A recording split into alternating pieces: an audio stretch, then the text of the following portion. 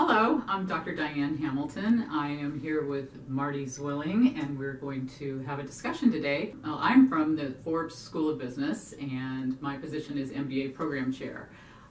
Marty works for a couple different areas. Marty is a contributor to Forbes Media, so you write articles for Forbes. That's right.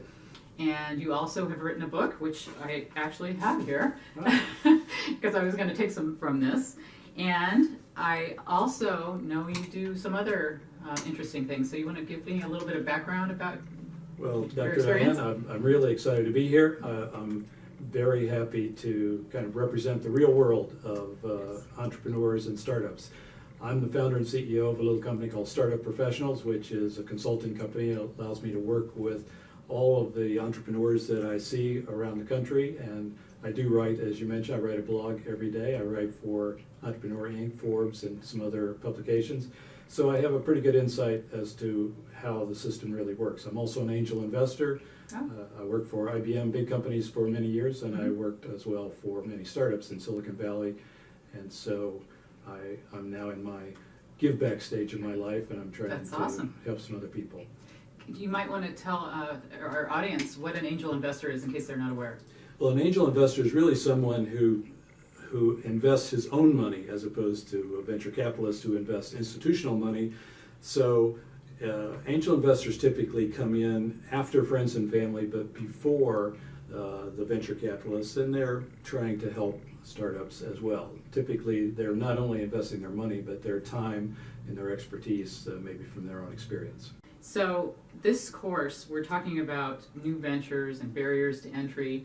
Just want to know what you think of as the top barriers to entry and what new entrepreneurs should be considering when entering the market. It's a question I often get is this a good idea, or what kinds of things should I look for?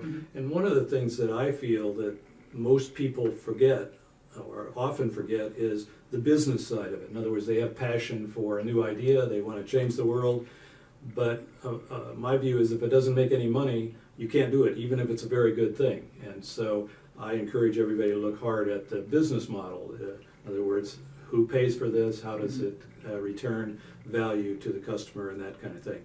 Also, I always encourage people to look for the size of an opportunity. In other words, just because you like something doesn't mean everybody else is going to like it. And so you really have to get outside your own mode and look at some third-party experts, consultants or whatever, and say, what do you see as an opportunity? And if it's not a large opportunity, maybe it's time to apply your interest somewhere else. I did see in your book that you recommended Googling or looking at a website to search for ideas to see if there's a lot of them out there. Maybe it's oversaturated too. That was another problem, right? It's certainly if you go to Google and you type in your idea and you see no response, then that's probably a good idea. But if you see there's a dozen companies already offering that service, that's probably not a good indication that you should jump in as well, because competition is going to be tough.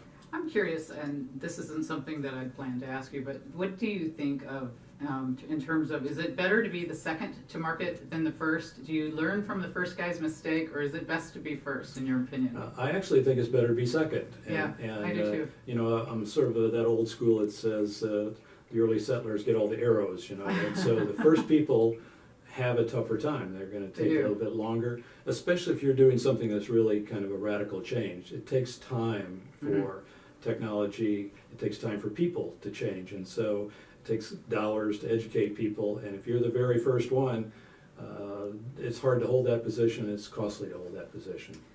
We've all had experiences where we've thought of some great ideas, maybe through bad customer service experience, like you're in line and you're thinking, well, I could do this better, this guy's not handling this well.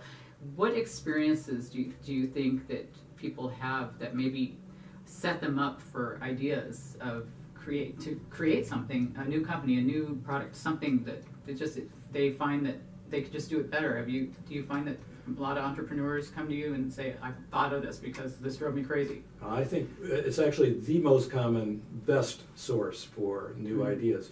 In fact, the best source is something that's really been painful. If you have a type of cancer or something, you're going to be wholly and No, yeah. focused on that as an opportunity. Right. And it's usually those kind of people that are focused and really believe in it that actually break through and make good progress. You and I both write about personalities, and I think of personality as an interesting factor to consider when becoming an entrepreneur. And not just personality, but lifestyle. How much does personality and lifestyle impact whether your decision is a good decision to become an entrepreneur?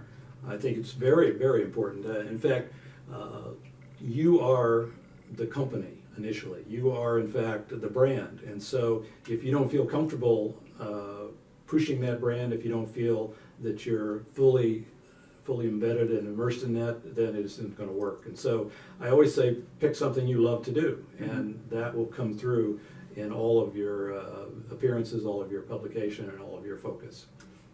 As we talk about personality, I think it might be interesting to discuss introverts and extroverts.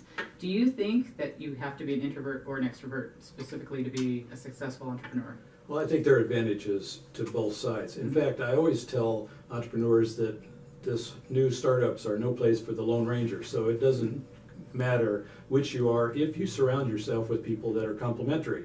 You know, Mark Zuckerberg, for example, was an introvert, but he found some people who could represent the company and balance him in those. And I think that's what everybody has to do.